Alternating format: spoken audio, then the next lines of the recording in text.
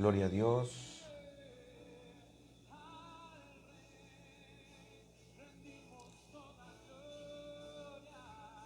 Gloria a Dios.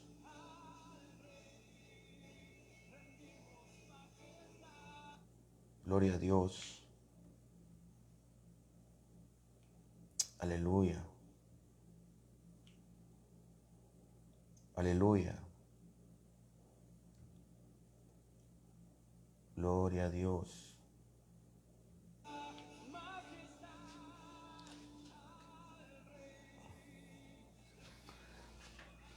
Buenas noches, amados hermanos.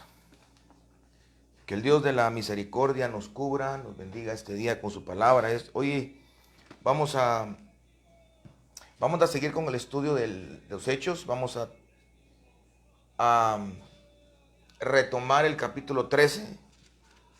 Y yo quisiera que esta noche usted pusiera un poco más de atención en este estudio, porque no pasamos del versículo 1 y hoy vamos a quedarnos en la segunda parte del versículo 1. Y es que este capítulo es importante porque es el primer viaje misionero del apóstol Pablo. Es decir, que es la primera vez que el apóstol Pablo sale en su ministerio.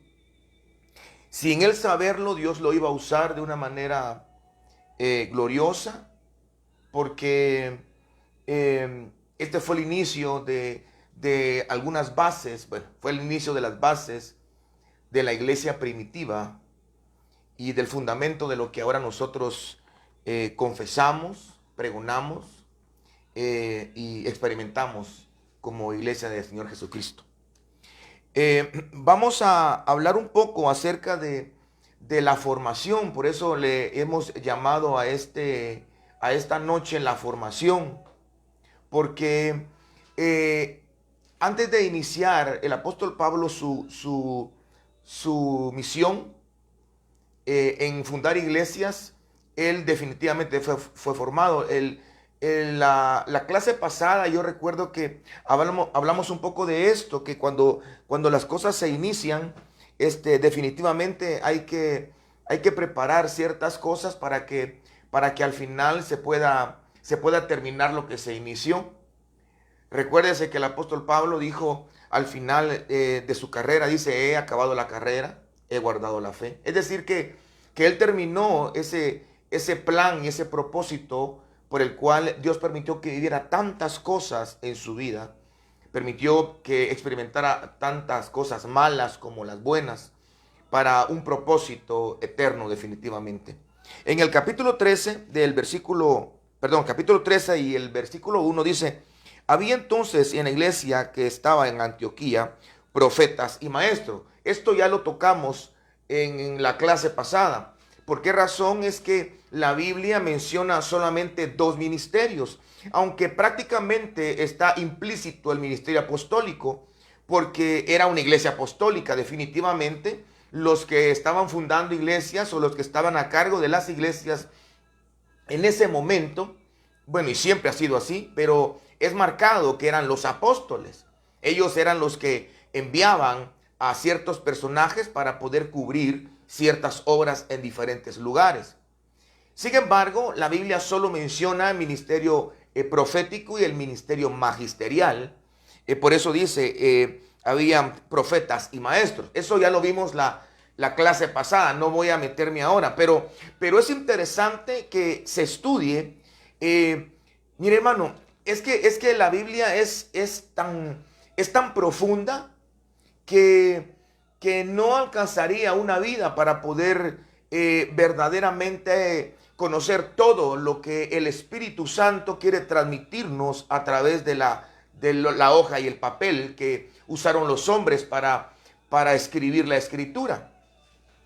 Pero sí es importante que nosotros tomemos en cuenta por qué razón el Espíritu Santo algunas veces fue muy, ¿cómo le puedo explicar? Muy misterioso, por decirlo de una manera, misterioso en el sentido de misterio, que ocupó capítulos enteros de la Biblia para hablar de genealogías. O por qué en repetidas ocasiones la Biblia menciona varios personajes que se llaman igual. Por ejemplo, Ananías y Zafira. Este Ananías no era el único Ananías que está en la escritura. Y de hecho en el libro de Hechos no es el único Ananías que existe. Tampoco es el único Juan que existe, ni el único Pedro. Es decir, que el Espíritu Santo, de una manera muy misteriosa, deja ciertos nombres, ciertas historias, ciertos ejemplos que son dignos de considerar. La Biblia menciona que ninguna jota ni tilde, pues nada va a quedarse sin cumplimiento. Es decir, que la cosa más pequeña que nosotros consideramos sin importancia, para la Escritura tiene mucha importancia. O sea, para el Espíritu Santo tiene muchísima importancia, que lo dejó plasmado.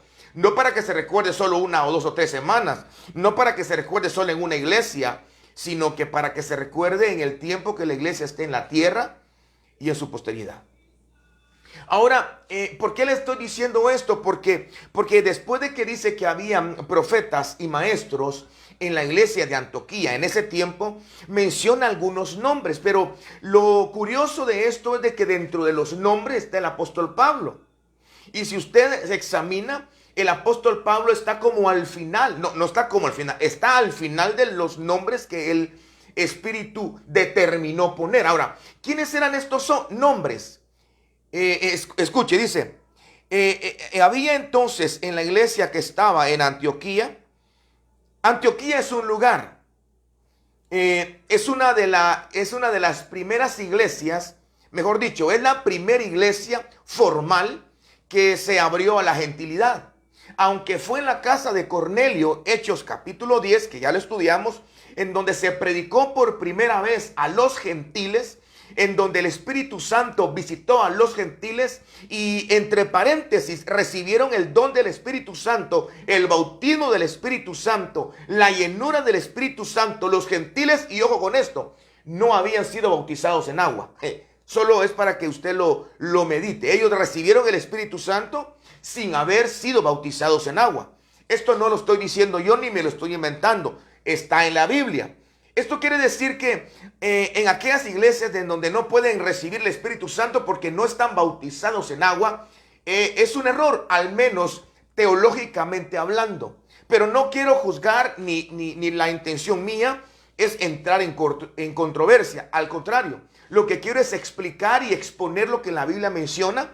Y si usted cree que de alguna manera yo estoy equivocado, por favor, escríbame y deme algunos antecedentes, algunos directrices por las cuales usted piensa lo contrario. Pero le voy a explicar Biblia, lo que puedo ver claramente sin usar el hebreo o el griego en algunas ocasiones, porque en otras es importante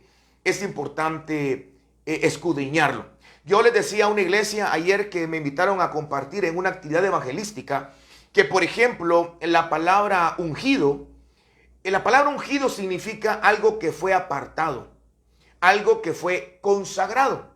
Pero la palabra consagración nosotros no la entendemos mucho. Tal vez la palabra apartado sí. Cuando tú apartas una cantidad de dinero para X cosa, puedes gastarlo todo, pero esa parte de dinero no, porque con ese dinero vas a pagar la luz, el agua. Ese dinero no se toca. Apartar es este pedazo de comida, de pan, de pastel, de pollo, de carne, está apartado para mi mamá, para mi papá, para mi hermano, para alguien. Es decir, aunque todos tengan hambre o se queden con hambre, no pueden tocar ese pedazo de comida porque está apartado, está solamente reservado para X persona o para X cosa. Cuando hablamos en la Biblia de la palabra ungido, estamos hablando de alguien que fue apartado, de algo que fue apartado. Y en el contexto teológico, en el contexto bíblico, estamos hablando de alguien que fue apartado para Dios. En el idioma griego, que fue en el que se escribió el Nuevo Testamento, la palabra ungido es Cristo. Es decir, que cuando usted escucha el nombre de Cristo en el Nuevo Testamento, la palabra original es ungido. Pero en el Antiguo Testamento no existe Cristo. pero sí existe apartado, o mejor dicho, ungido. Y la palabra ungido es equivalente a Mesías.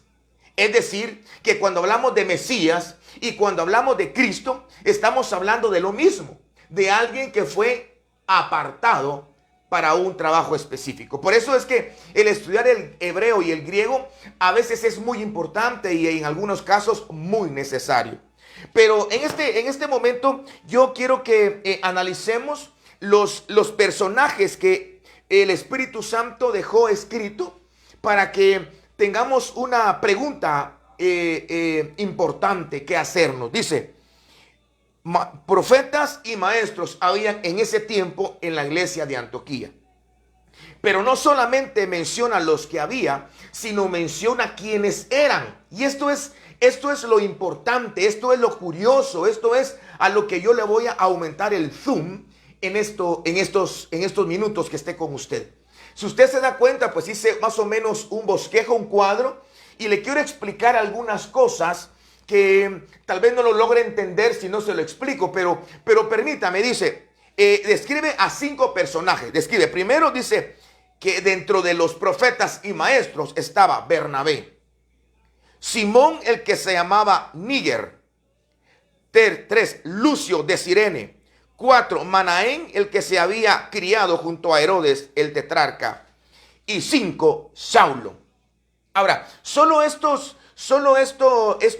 en estos nombres me voy a enfocar en esta noche. Ahora, lo que quiero yo explicarle en estos minutos que usted me permita estar con usted, es que cuando Pablo inició su ministerio, él fue formado en por lo menos 4, bueno, dijéramos 5, aunque él era parte de un grupo que él lo representaba, por decirlo así. Él fue formado, envuelto en 5 procesos, digámoslo de una manera. Y cada proceso está representado por una persona.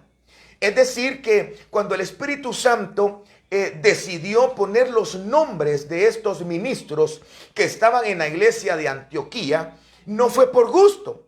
Nosotros lo podemos leer y decimos, ahí estaba Julio César, estaba Max González, estaba Raquel de González, estaba Aura Mercedes, son mi familia. El Espíritu lo escribió solo por escribirlo, solo por mencionarlo. No, el Espíritu no escribió nada sin una función específica, sin una administración, porque no está leyendo un libro de historia. La Biblia no es un libro para entretenimiento. Ni siquiera es un libro que fue escrito para el mundo. Este libro fue escrito para la simiente santa, para la nueva criatura. Por eso es que el hombre natural no puede entender la Biblia, porque se ha de discernir espiritualmente, no lógicamente. Entonces, lógicamente, bueno, no tiene sentido que cada nombre represente algo, pero espiritualmente entendemos que sí. Dice la Biblia que el hombre espiritual acomoda lo espiritual con lo espiritual. Ahora, por favor, le pido que me dé unos minutos de su noche y le aseguro que no me voy a tardar mucho, pero sí es importante que yo le pueda explicar con un poquito de detalle a qué me refiero con que Pablo, antes de salir, porque si era importante los viajes misioneros del apóstol Pablo. Ahora, ¿por qué son importantes? Bueno, porque en cada viaje misionero Pablo fue fundando iglesias, y en cada iglesia, bueno, no en cada, pero en muchas iglesias a las cuales él fundó esos viajes, él envió cartas, y esas cartas son las cartas que nosotros conocemos como las cartas paulinas.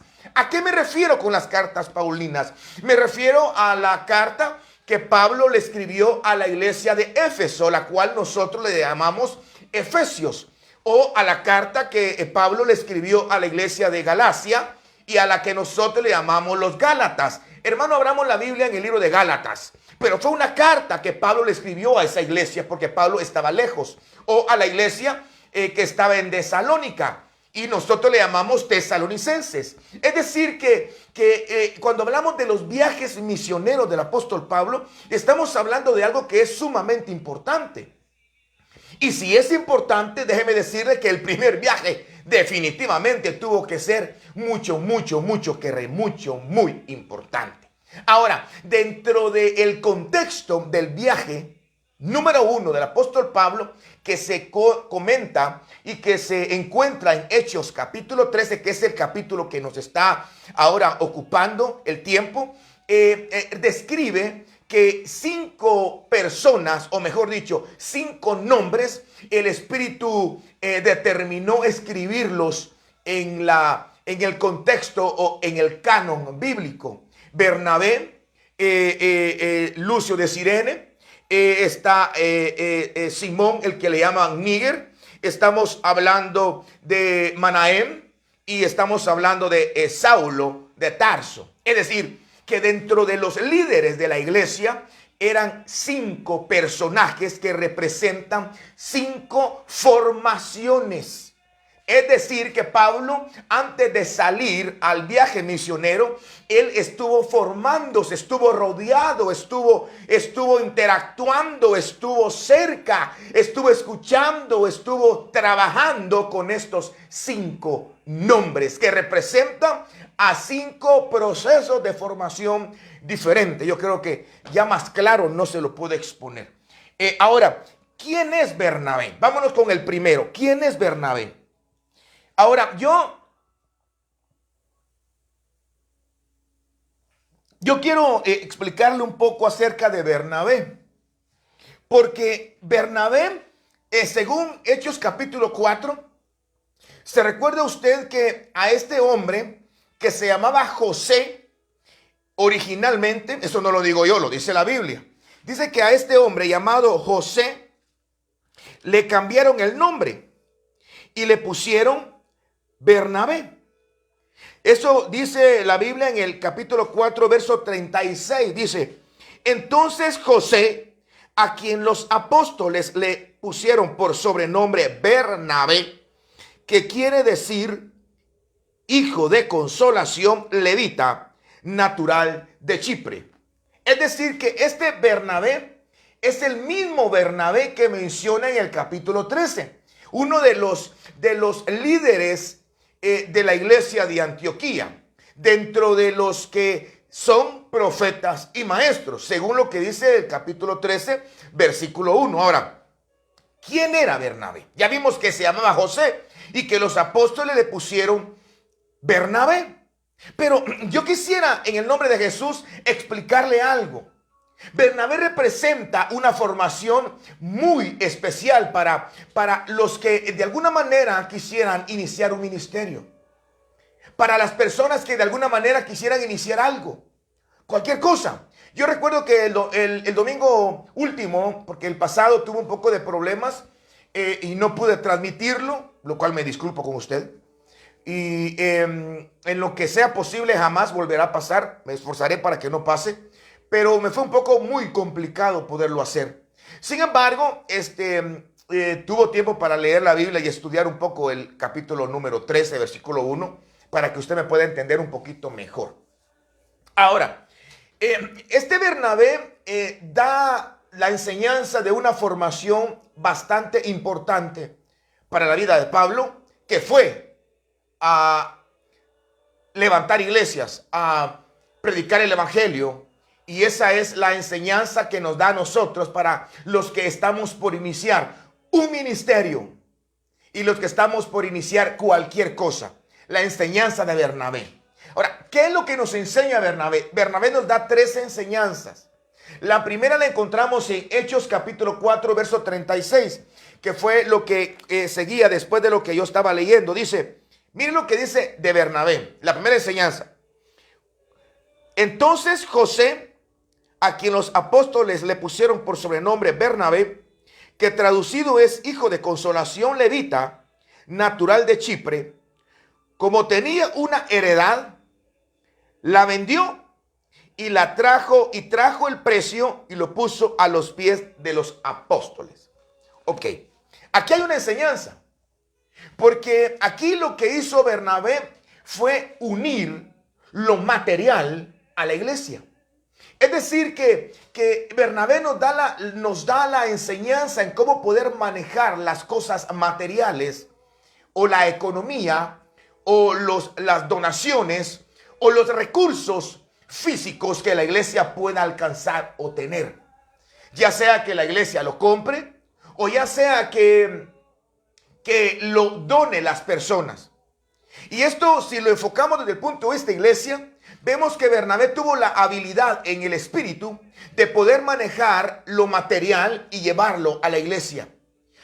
La referencia de cómo se logra eso es viendo su vida, viendo su nombre, viendo la traducción o lo que representa el hijo de consolación. Es decir, que cuando nosotros queremos poder manejar lo material con lo divino, cuando queremos unir las dos cosas, porque estamos hablando de unir las cosas materiales con algo espiritual, es incompatible.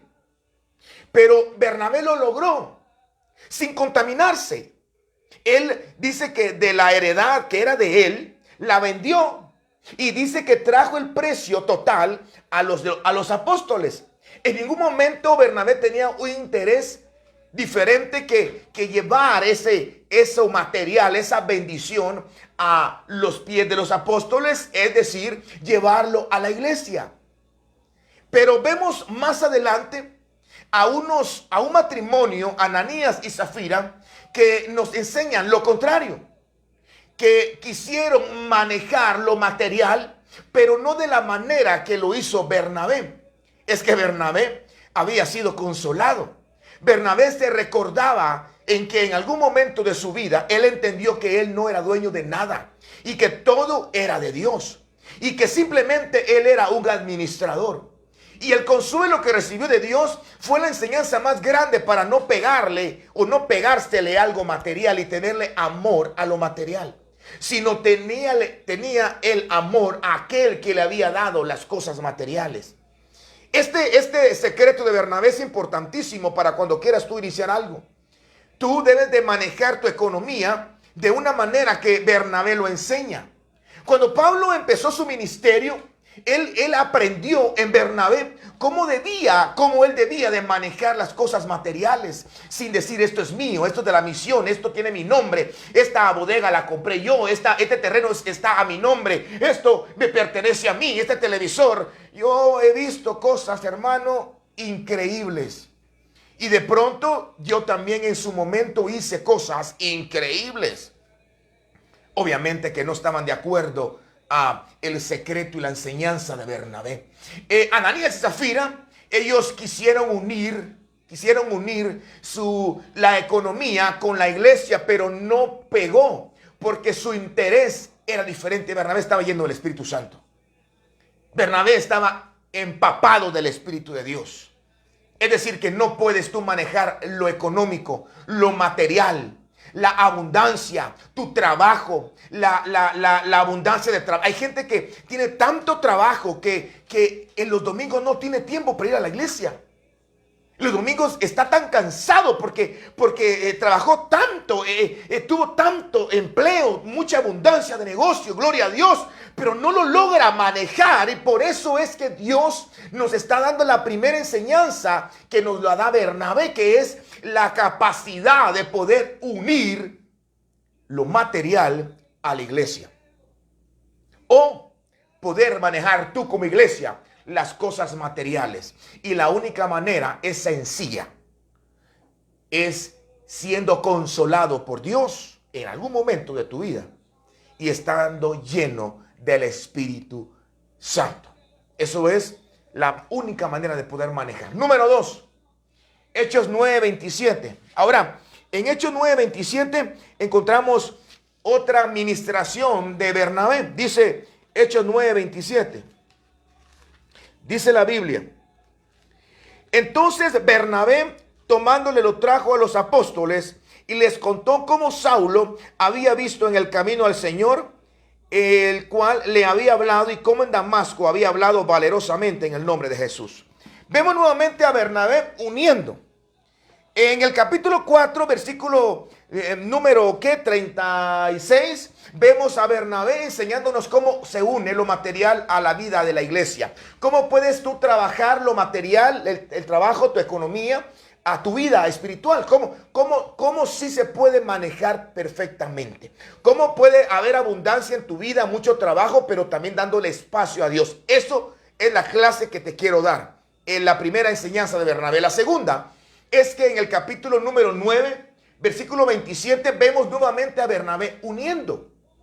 Ahora estamos viendo que no une lo material a la iglesia, sino que une a un hombre llamado Saulo a la iglesia. Lo lleva a los apóstoles. Sí, hermano, léalo. 9:27 de Hechos. Nuevamente Bernabé dice que agarra al apóstol Pablo, que en ese momento se describe como Saulo, agarra a Saulo y lo lleva a los apóstoles. Saulo acababa de aceptar a Cristo. Saulo hace un tiempo atrás había matado, había esclavizado, había llevado presos a muchos cristianos.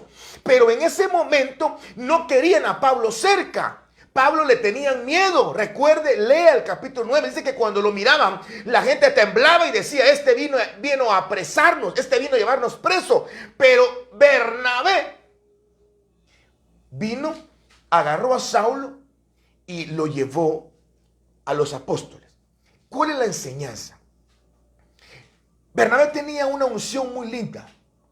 Bernabé tenía una unción que él podía, ¿cómo se puede decir? Él podía moverse, desarrollarse dentro de los hombres como Saulo, que los otros no podían acercarse por temor. Bernabé no le tenía miedo. Bernabé tenía un corazón tan diferente que yo a Bernabé le llamo el eslabón, o le llamo el que une. A veces nosotros en nuestras vidas somos muy fáciles de acercarnos a las personas que nos caen bien y que pensamos que no nos pueden hacer daño.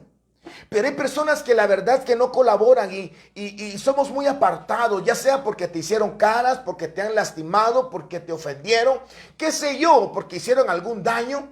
Pero hay una unción que tiene Bernabé que es la que hace que se logre esa unión. Cuando miras a dos personas que verdaderamente era imposible que se lograran juntar, ese es un espíritu, ese es el espíritu que Pablo menciona en Corintios, que es el espíritu de la reconciliación, que es un ministerio.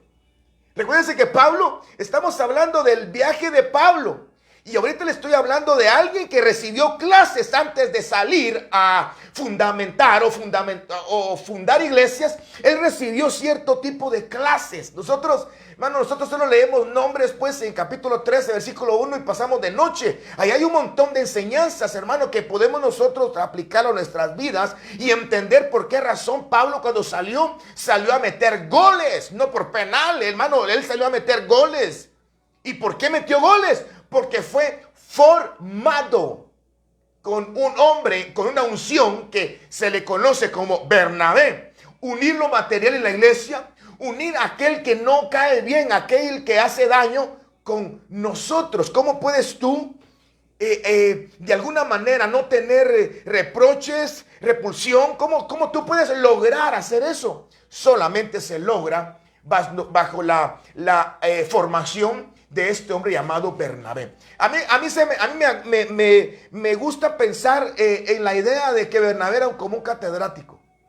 Yo le estoy diciendo que Bernabé se ponía a enseñar, aunque la Biblia dice que habían profetas y maestros, y con esa libertad de que eran maestros, le estoy dando esta enseñanza. Bernabé como que enseñaba. Bernabé estaba enseñando cómo unir lo material de la iglesia, cómo unir a los hombres como Saulo, que caen mal, hombres fuertes, violentos, con la iglesia. Y la número 3 es Hechos 11:22.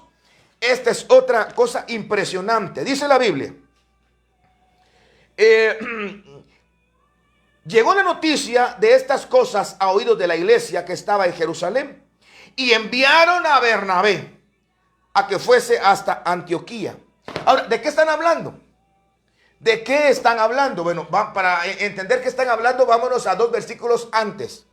Es decir, que vámonos al versículo número 20 mejor. Dice, pero había entre ellos unos varones de Chipre y de Cirene, los cuales, escuche, cuando entraron en Antioquía, hablaron también a los griegos, anunciando el evangelio del Señor Jesús. ¿A quiénes? A los griegos. Y la mano del Señor estaba con ellos. ¿Con quiénes? Con los predicadores. Y el gran número creyó, un gran número de griegos creyó al Señor y se convirtieron a Cristo. Cuando llegó la noticia de estas cosas a oídos de la iglesia en Jerusalén, donde estaban los apóstoles, enviaron a alguien que uniera. Aleluya. Ellos ni se dieron cuenta, pero Dios tenía a este hombre llamado Bernabé que pega. Bernabé une. Bernabé no separa. Bernabé une. Cuando Pablo salió a fundar iglesias, él iba con la formación de unir, no de separar, de unidad, no de división. Jesús dijo en Juan capítulo 17, Señor, que sean uno como tú y yo somos uno. Que sean perfectos en unidad. ¿Para qué? Dice Juan capítulo 17. ¿Para qué sean perfectos en unidad? Para que el mundo crea. O sea que la unidad es sumamente importante para el ministerio. Ojalá que usted me esté comprendiendo, hermano. Yo esto no trato de evangelizarlo con esto, estamos estudiando. O sea que aquí es lo que el Espíritu escribió y lo que podemos entender, aunque sea a grosso modo o muy lejos podemos ver. Entonces Bernabé es un personaje, es una clase, una cátedra, un maestro. Es un pensum que nos enseña en conclusión a unir. ¿Cómo se une lo material a la iglesia? ¿Cómo puedo yo manejar la economía? Todo lo que la iglesia pueda llegar a tener, o lo que yo como iglesia pueda llegar a tener, ¿cómo lo puedo unir a mi vida espiritual? Sin que se divorcie. No puedo porque ahorita estoy mal, ahorita no tengo trabajo, ahorita... Hay gente que dice eso, hermano, necesitan esa enseñanza. ¿Cómo unir a personas que son tan hostiles, que te han hecho daño? Personas como Saulo, llevarlo y traerlo a los apóstoles solamente bajo la unción de Bernabé. Y número 3, ¿cómo poder manejar que este Bernabé unió a los griegos? ¿Cómo ellos empezaron a creer en Cristo y la iglesia de Jerusalén no entendía? Ahora, primero que en la casa de Cornelio había sido derramado y habían creído. Ahora, en un lugar llamado Antioquía, estaban los griegos. Ahorita vamos a hablar un poquito más de los griegos creyendo en el Señor. Perdón, impresionante. Llamaron a Bernabé, y cuando Bernabé llega y mira todo eso, dice la Biblia que Bernabé, en el versículo 23, 24, léalo, 11, 23, 24, dice que Bernabé se sorprendió y dijo, efectivamente aquí hay que unir a la iglesia con Antioquía. Ok, esta es nuestra primera enseñanza. Hechos 4, 36. Bernabé nos enseña cómo unir lo material con la iglesia. En Hechos 9, 27 nos enseña cómo unir personajes como Saulo, personas duras, cómo unir gente y no separar. Y en Hechos 11, 22 nos enseña cómo se pudo alcanzar la unidad, no de personajes, sino ideales. Ahorita vamos a hablar un poquito más de esto. Número 2, ya no tengo tiempo, son las 9:30. Deme por favor unos minutos más. En el capítulo número 13, capítulo 13, versículo 1, el segundo nombre que yo quisiera que habláramos es de Níger, de Simón. Este hombre llamado Simón, la palabra Simón es una palabra que tiene su origen hebreo, que es Shema o Simeón, y este es oír. Mire qué interesante, oír. Eso significa Simeón. Ok. Ahora, esto es muy importante porque la palabra en la Biblia dice que se le llamaba Níger. Y cuando usted estudia el nombre Níger en la concordancia Strong, es la palabra G porque es griega. Cuando es H es porque es hebrea, Antiguo Testamento. H, Antiguo Testamento. Y G, griego, Nuevo Testamento. Eso está en internet. Usted lo puede buscar esos son como recursos para poder estudiar Biblia. Concordancia Strong. Ahora, es la palabra G3526. Cuando usted la encuentra, va a buscar una palabra que es níger y significa negro. Mire qué importante esto, pues. Esto quiere decir que si la enseñanza de Bernabé es importante porque la cátedra de Bernabé era unir. Pablo cuando fue a las iglesias iba con la enseñanza de unir, no de separar. No, estos son mero mundanos. Este no me cae mal. No, este no es santo de mi devoción. No, a este no le pongo velas, solo le voy a poner unos 2 fósforos. Es decir, que Pablo ya llevaba la enseñanza. Y nosotros como iglesia, si tuviéramos esas enseñanzas, hermanos, sería diferente nuestra vida. Ahora, la enseñanza de este Simón Níger es impresionante porque muchos de los eruditos, muchos de los teólogos, muchos de los que se encargan de estudiar el contexto bíblico, históricamente hablando, muchos creen que este Simón era un hombre de color. De hecho, se asocia como un cristiano africano que había emigrado y estaba viviendo en Antioquía. Y era alguien de color, un moreno pues. Esto a nosotros nos da 2 pensamientos. La primera es que ahora no, pero antes. Ahora no, voy a volverlo a decir. Ahora no, pero antes sí. Ahora no, pero antes sí. Los hebreos eran muy racistas. ¿Sabe cómo le decían a nosotros los gentiles? ¿Sabe cómo nos decían a nosotros los hebreos? Chuchos. Bueno, también no nos decían chuchos, pero sí dice la Biblia que nos decían perrillos, perros. Los hebreos o los judíos le decían a los gentiles perros, perrillos. Eran racistas, no querían de otras razas. Pero este hombre era de color. No me puedo imaginar qué tipo de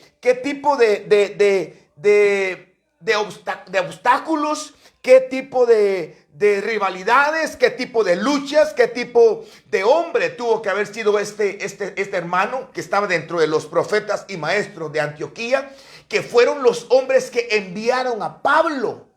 Es que eso es impresionante. Este níger, este africano, si es que era de África, este hombre de color fue uno de los que envió a Saulo en su primer viaje misionero, por si usted no lo sabía.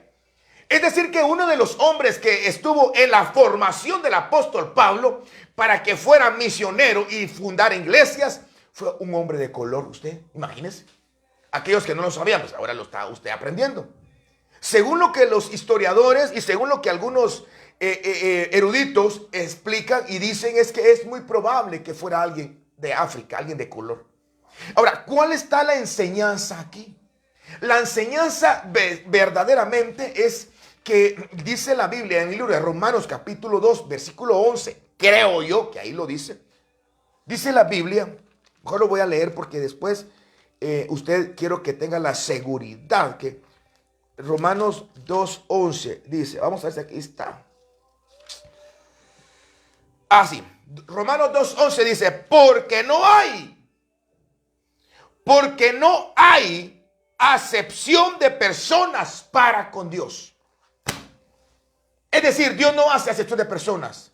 Pablo cuando salió a dar su viaje misionero, cuando Pablo salió a su primer viaje misionero, también recibió no solo la cátedra de unidad, sino la cátedra de no ser de los que no solamente dividen, sino que son racistas, menosprecian. Jesús lo dijo en alguna manera, dijo, no, ¿cómo es que cuando viene alguien lujoso con joyas lo sientan adelante, pero alguien que viene todo charamilero lo sientan atrás? ¿Cómo es que alguien que va sucio, maloliente, no se le abraza y alguien que está con un saco nuevo, bienvenido, pase adelante, Dios le bendiga? ¿Por qué hacemos eso? Esa es la cátedra que nos da Simón Níger.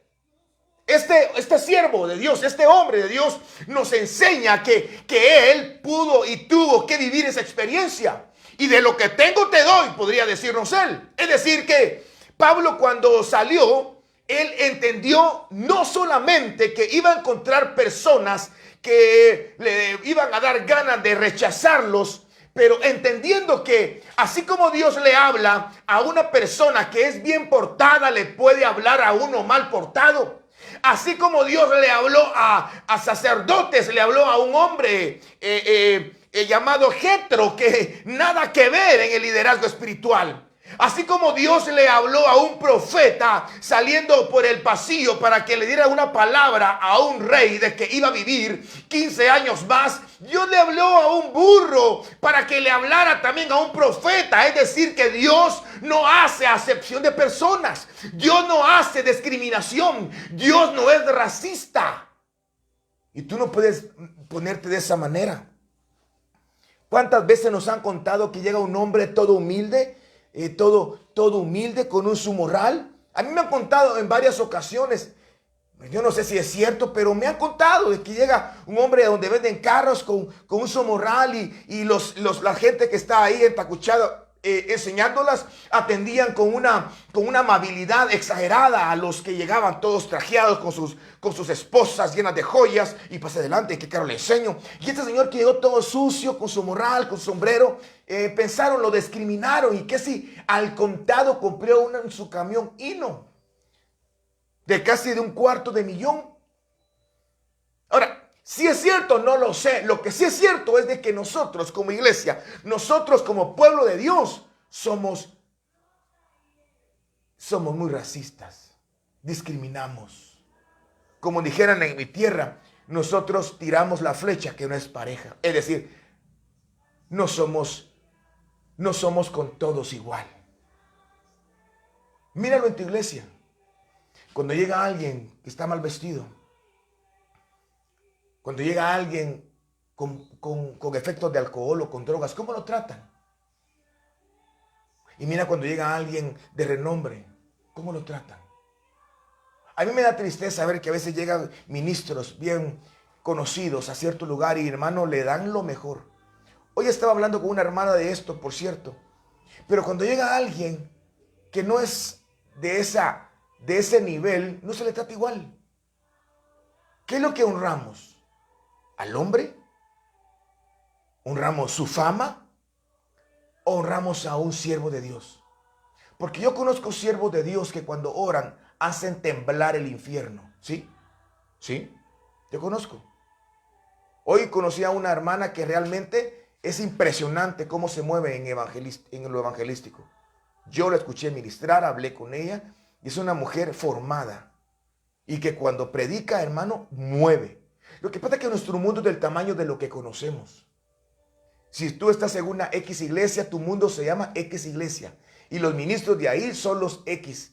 Pero aparte de eso hay un mundo de ministros que son genuinos, que aman a Dios, que se consagran y que Dios los usa. Pero a ellos no los honramos como a otros que sí conocemos. Es decir, la enseñanza de este Simón llamado Níger es una enseñanza que también Pablo tenía cuando salió a sus viajes misioneros. Él entendió que no podía levantar y agradar a Dios fundando iglesias si él hacía distinción de personas. Romanos capítulo 2, versículo 11. Recuerda, Romanos 2, 11. Porque no hay acepción de personas para con Dios. Romanos 2, 11. Porque no hay acepción de personas para con Dios. Porque no hay acepción de personas para con Dios. Porque no hay acepción de personas.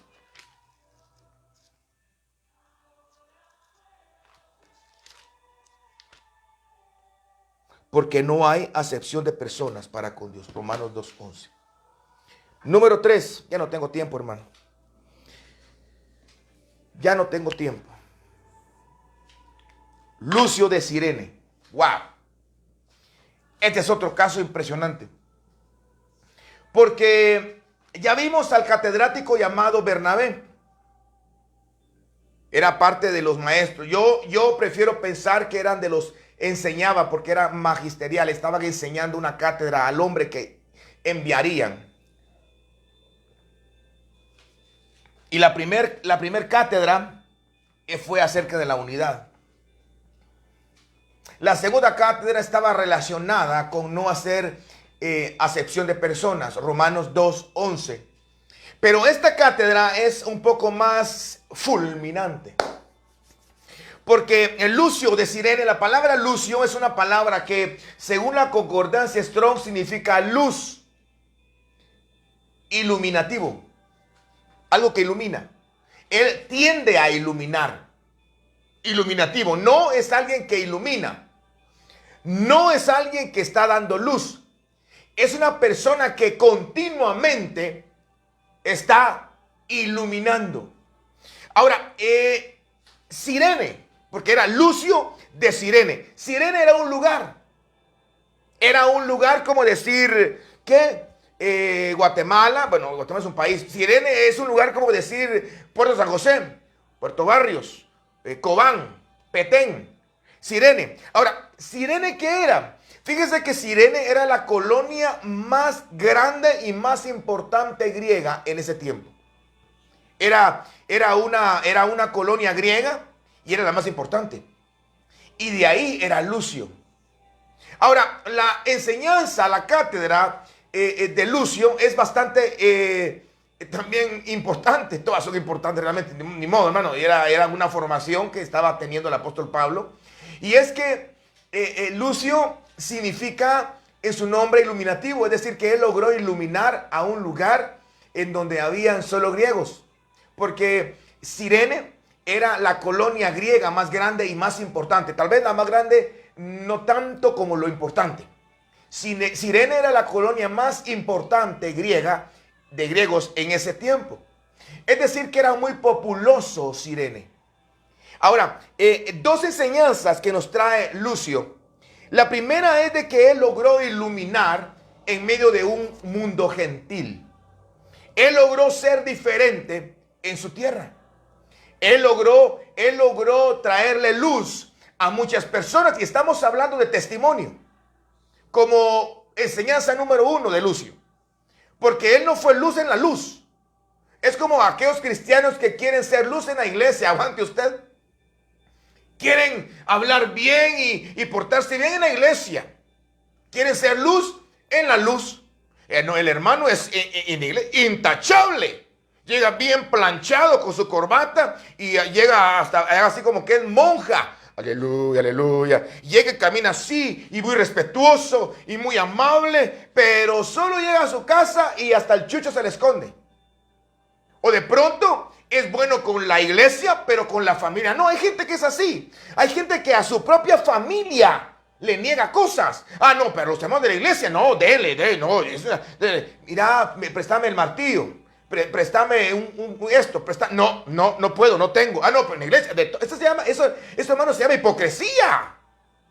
Dice que tenemos nosotros, hermano, nosotros tenemos que ser, diferentes, mayormente con la familia de la fe, dice. Ahí está, usted ya le dijo, pastor, la familia de la fe son los cristianos de la iglesia. No, si hay cristianos en tu familia, pues obviamente ahí está la prioridad. Los más cercanos, siendo testimonio en tu Jerusalén, no en tu Judea, menos en Samaria, mucho menos hasta lo último de la tierra. ¿Cómo podrías ser tú testigo con lo último de la tierra, pero fallar en Jerusalén, fallar en Judea y fallar en Samaria, pero hasta lo último de la tierra? Como no muy te conocen, te miran una vez cada semana. Como te miran 2 o 3 veces cada semana, no te conocen. Pero los que duermen contigo, los que te miran todos los días, tu actitud, tu manera de ser, tus pensamientos, tus conversaciones, a ellos sí no puede ser luz. En cambio, él era luz en Cirene. Cirene era una colonia griega. Enseñanza 2 de Lucio. La enseñanza 2 radica en que los griegos tenían mucho conocimiento. Más adelante vamos a estudiar un poquito de esto, porque Pablo en cierto momento llegó a un lugar en donde tenían un montón de altares. Los griegos eran personas que tenían mucho gnosis, mucho conocimiento. Ellos sabían de deidades, les gustaba aprender de deidades, de dioses, de historia. Pero por esa razón es que había un lugar, dice la Biblia, que ellos lo tenían guardado y apartado y le tenían el título al Dios no conocido. Y ese fue el gancho que Pablo usó para traerles el mensaje de salvación. Pero quiere decir que Lucio no solo nos da la primera enseñanza de testimonio, pero no en la iglesia, hermano. Hombre, es que en la iglesia, ¿quién se porta mal? Pues en la iglesia, ¿quién es brincón? En la iglesia, ¿quién dice malas palabras? En la iglesia, ¿quién anda viendo pornografía? En la iglesia, ¿quién está diciendo chistes colorados? En la iglesia, ¿quién se va a poner a oír música rock, o merengue, o bachata, o reggaetón, o punta, cumbia, calipso? Ya les dije todo, ¿verdad? Nadie. No, pero cuando estamos en el carro, vamos al trabajo, es que hay mucho sueño. Tengo que oír algo alegre. Punta, punta, punta. No, hermano. Ahí es lo que está enseñándonos Lucio de Cirene. Ok. Número 2. El conocimiento de los griegos. Él logró ser luz en medio del conocimiento. Quiere decir que Pablo, cuando salió a su viaje misionero, no solamente llevaba la enseñanza de la unidad, de no hacer acepción de personas, sino que llevó la enseñanza de que el conocimiento no es lo más importante para iniciar algo. No es lo más importante. Usted dirá, está equivocado, hermano. El que conoce puede. No. ¿Cuántos hombres ingenieros, cuántos mecánicos, cuántos ingenieros mecánicos, cuántos médicos están de trabajo? Entonces el conocimiento no. Pablo dijo en una ocasión, el conocimiento envanece. Pablo lleva la información, la enseñanza en sus entrañas, que el conocimiento no lo es todo, hermano. Es que yo sí puedo evangelizar a los mareros, yo puedo evangelizar a los jesuitas, yo sé cómo hacer esto, yo sé, sí, hermano, pero si no está Dios con usted, no lo va a lograr. Y si llegara a lograrlo, usted está construyendo una torre de Babel. Aleluya. ¿Sí?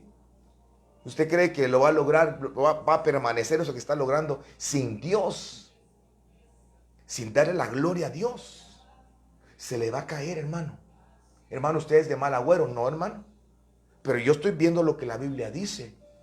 Que el conocimiento no logra brillar. Lucio llegó a brillar en medio del conocimiento. No digo que el no saber o el no conocer es importante. No, claro, prepárese. Pero si usted al conocimiento le añade a Dios, va a meter goles de chilena. Número 4. ¿Qué razón, hermanos? Hermano, ya no tengo tiempo. Me falta Manaén. El último.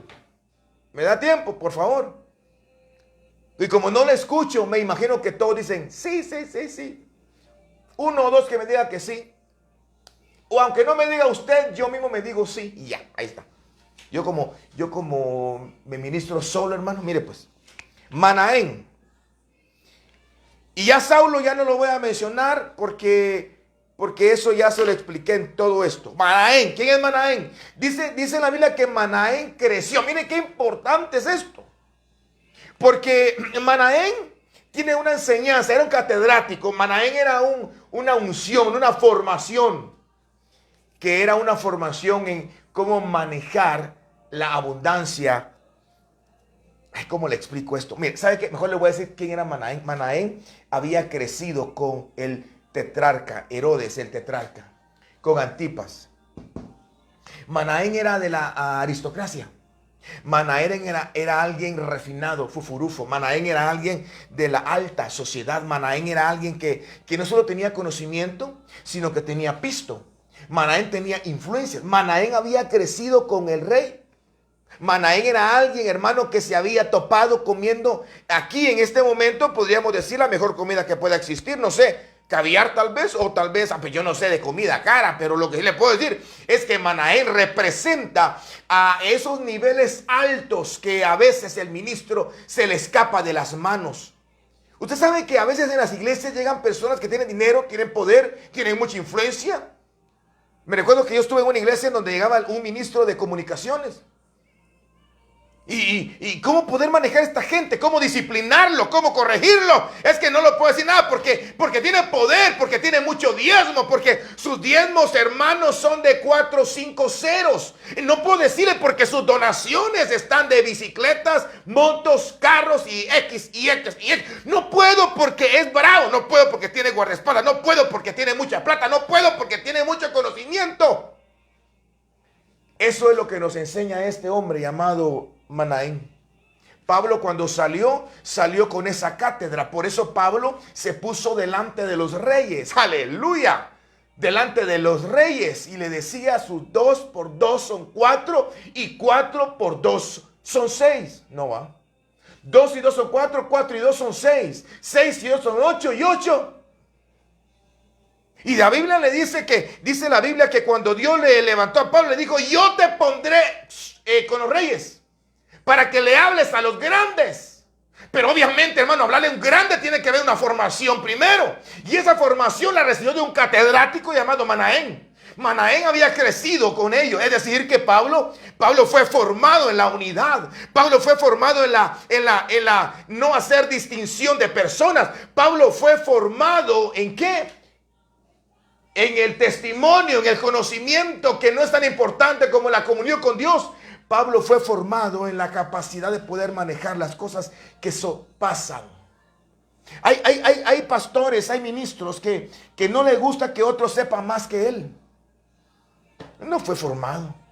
Hay gente que va a saber más que tú. Hay gente que va a ser mejor para comunicar un mensaje. Hay gente que va a tener mejor conocimiento. Hay gente que va a tener mejor plata. Hay gente que va a tener mejor unción. Hay gente que va a tener mejor capacidad de resistencia. Dios te escogió a ti. Tú no puedes competir con nadie. Ay, hermano. Usted no sabe qué Dios está haciendo conmigo en este momento, ¿no? Dándole esta cátedra a usted, esta enseñanza a su corazón.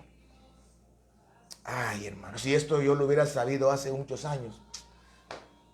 No le digo que otro gallo me hubiera cantado, pero sería otra historia, definitivamente.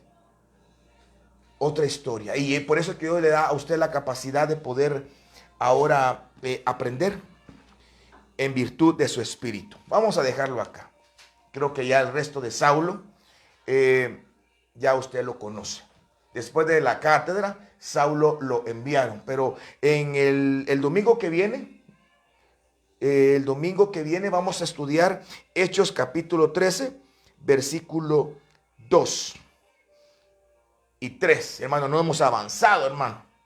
2 y 3. Creo que nos vamos a quedar con el 2, pero el próximo domingo vamos a atender el capítulo número 13 y vamos a ver el versículo número 2. Que Dios bendiga tu vida, que tengas una excelente semana. De veras que valoro mucho que estés acá y que aprendamos juntos. Y anímate todos los domingos, 21 horas, estudiemos juntos. Que Dios te bendiga y te espero la próxima. Amén.